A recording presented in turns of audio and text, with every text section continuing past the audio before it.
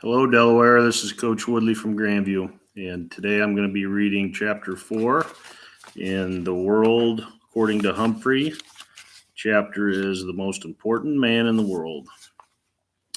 Luckily, Friday went by smoothly. Sorry to say, Saya didn't raise her hand, but Heidi Hopper did amazing. AJ actually whispered, "Richie, clean my cage." Tried to imagine him with a black mustache like his Uncle Aldo.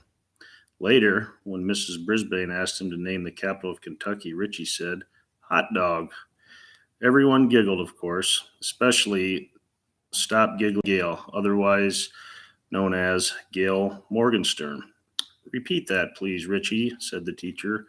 Richie realized he'd made a mistake, so he tried again. "Frankfurter," he said. More giggles, explosive giggles. "Try again, Richie," said Miss Brisbane, who was on the verge of smiling herself. Frankfurt, he said proudly. That was the correct answer, by the way. So you see, it wasn't exactly a bad day in room 26. It's just that I was jittery, wondering what would happen. What would happen to me when the bell rang? Would I be left alone, hungry, utterly forsaken for two whole days, or would I be a captive in the haunted house of Mrs. Brisbane? At last, the bell rang, and the students flew out of the door like a flock of homing pigeons in a movie Miss Max showed us. Just then, the room mother stopped by. One was Heidi Hopper's mom, and the other was Art Patel's. That's pay attention, Art. They came to talk to Mrs. Brisbane about Halloween, which was less than 2 weeks away.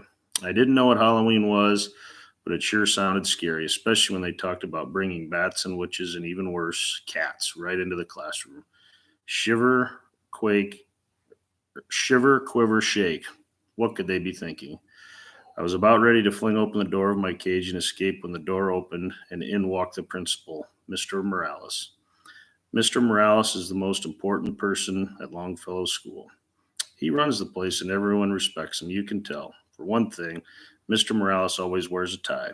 No one else in the whole world wears a tie except Mr. Morales. For another thing, when Mr. Morales comes into the room, everyone stops what they're doing and waits to see what he has to say. And for a third thing, both Miss Mack and Mrs. Brisbane sometimes threaten to send misbehaving student to Mr. Morales' office.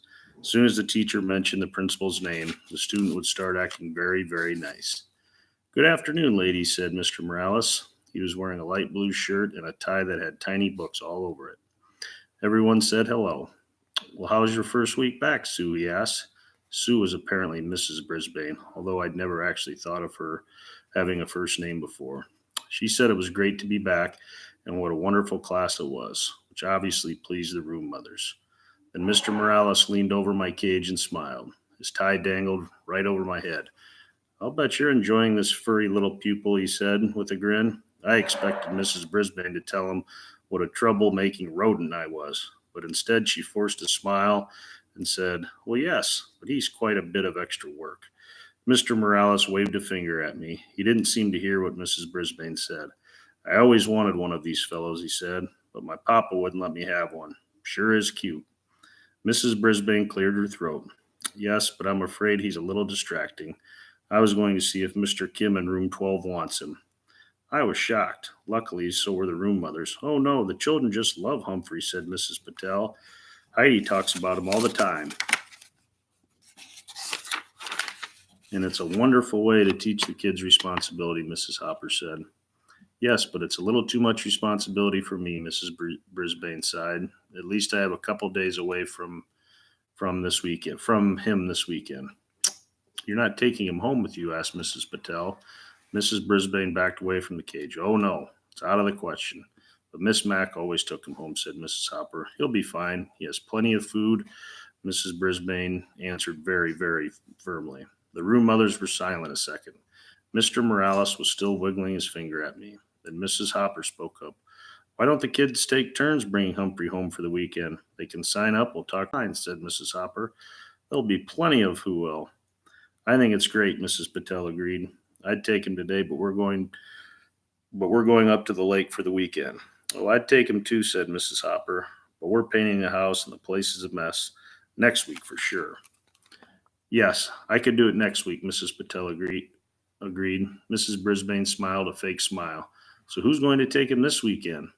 The room mothers looked at one another. I could make a few quick calls. Maybe the Rinaldis, Mrs. Patel suggested. Call, I squeaked.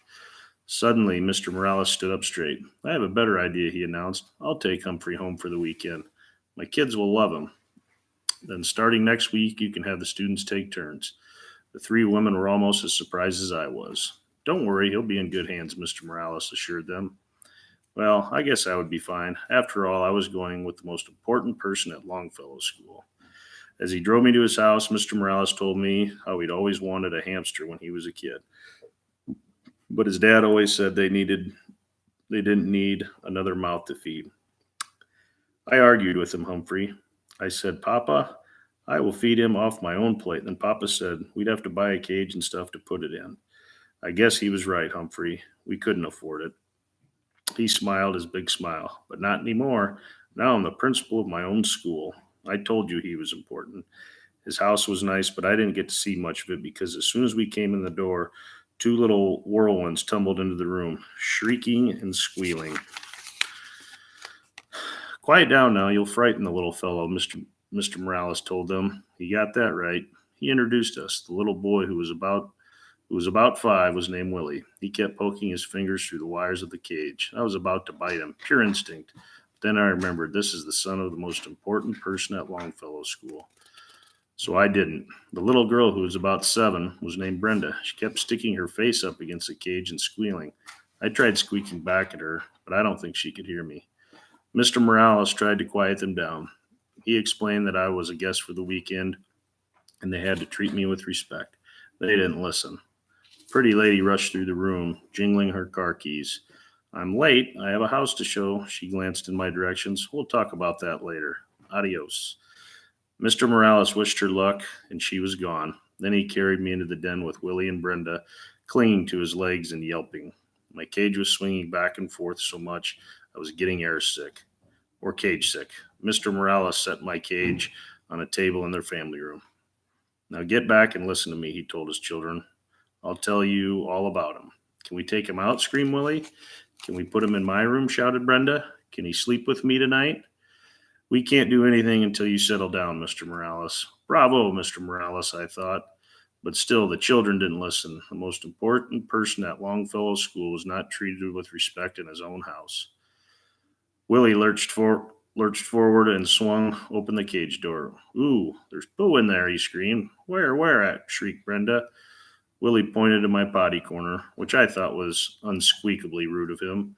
I want to hold him, said Brenda, grabbing me. She squeezed me so hard, I let out a squeal. Stop, said Mr. Morales. Put him back right now. She opened her hand and dropped me onto the floor of my cage. Luckily, I landed in a pile of soft bedding. Luckily, I didn't land in my poo.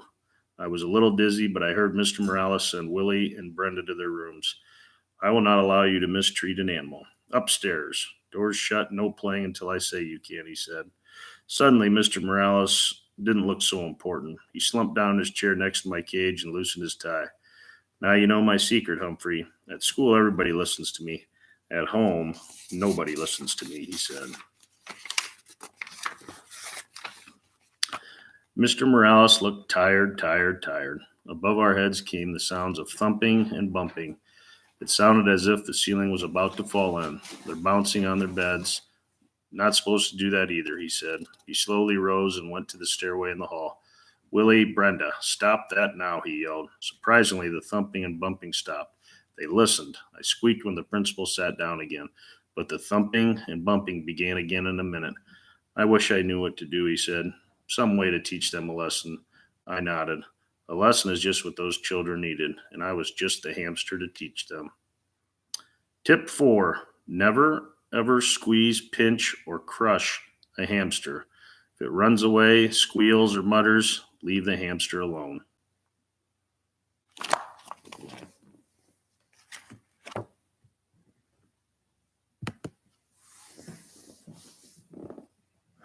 Am I done, Mom?